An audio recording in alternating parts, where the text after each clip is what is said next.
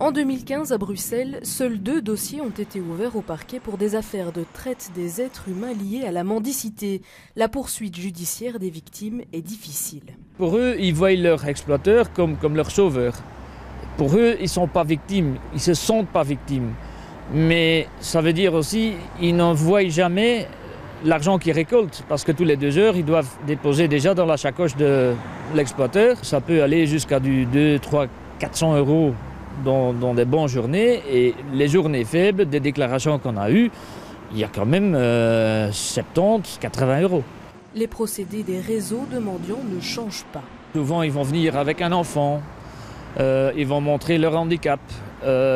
Tout pour créer un sentiment de pitié chez les chauffeurs ou chez les passants. Le Centre fédéral de migration recommande d'agir sur la détection des victimes. Pour rappeler plusieurs choses. D'abord que la mendicité en tant que telle n'est pas un délit, n'est pas punissable. Il y a eu un arrêt assez intéressant d'une mère de famille avec un enfant dans ses bras qui avait été poursuivi et qui a été acquitté du chef de traite des êtres humains. Donc c'est pas parce que vous mendiez passivement avec un enfant que vous êtes punissable. Par contre, on sait que beaucoup de mendiants sont exploités, font le fruit d'une mendicité organisée, leurs recettes sont prises.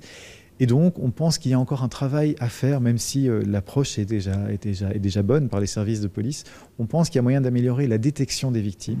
Les mendiants sont souvent perçus comme une nuisance plutôt que comme des victimes. La lutte contre l'exploitation de mendiants, parfois mineurs, souvent venus de Bosnie ou de Roumanie, nécessite une approche judiciaire davantage coordonnée.